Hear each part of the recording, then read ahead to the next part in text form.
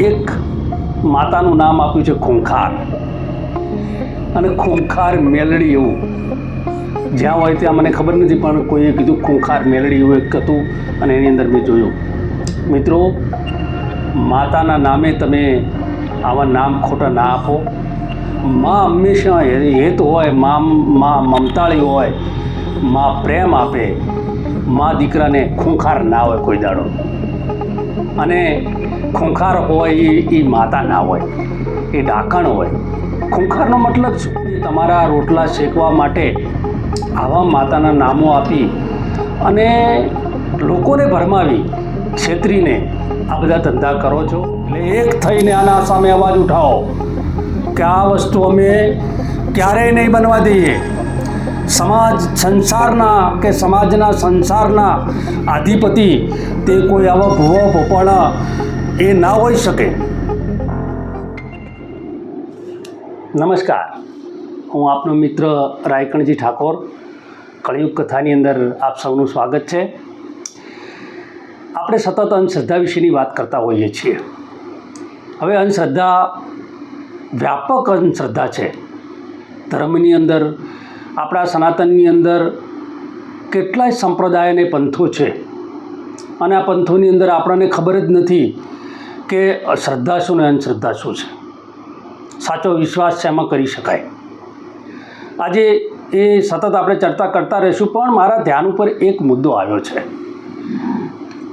એક માતાનું નામ આપ્યું છે ખૂંખાર, અને ખૂંખાર મેલડી એવું જ્યાં હોય ત્યાં મને ખબર નથી, પણ કોઈએ કીધું ખૂંખાર મેલડી એવું એક હતું અને એની અંદર મેં જોયું.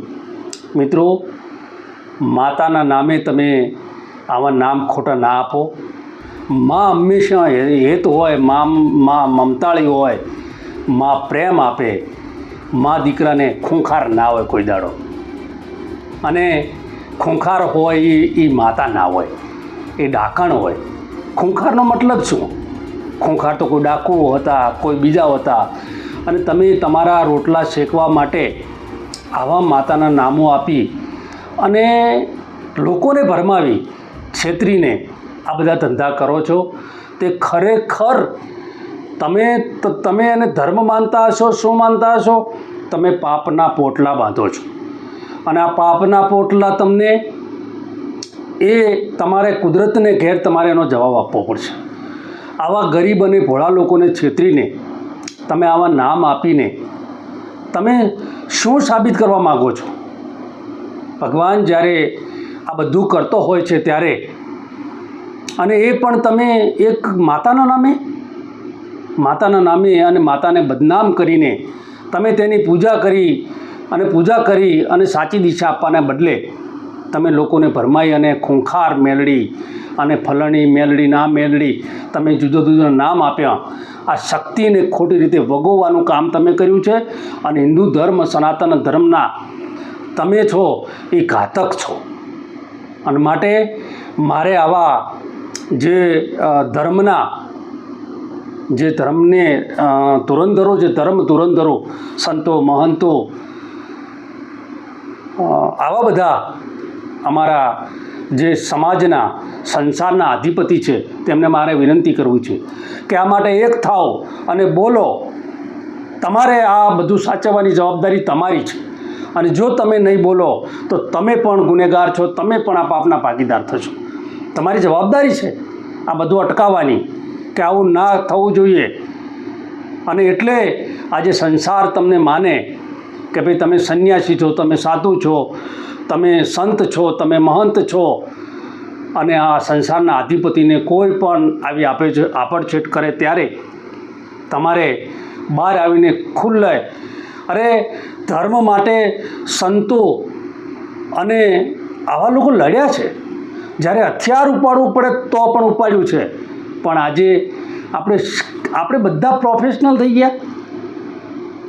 આપણે બધા એક એવી રીતે એક રાજકારણીની જેમ વર્તીએ, સંત મહંત પણ, તો એ નહીં ચાલે. ઢીલા પડીએ તો પણ નહીં ચાલે. એટલે એક થઈને આના સામે અવાજ ઉઠાવો કે આ વસ્તુ અમે ક્યારેય નહીં બનવા દઈએ. સમાજના સંસારના અધિપતિ તે કોઈ આવા ભૂવા ભોપાળા એ ના હોઈ શકે. ભૂવા ભોપાળા એટલે શું એના વિશે મેં ઘણી બધી વાત કરી છે, સતત કરતો રહીશ.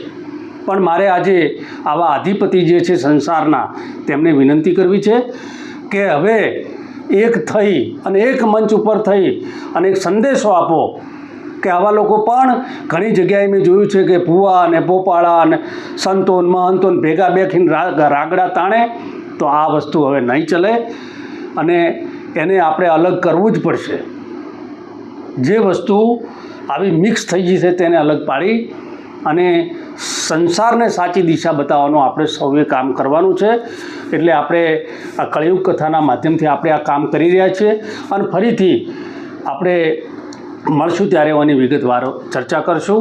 ત્યાં સુધી જય હિન્દ, જય ભારત.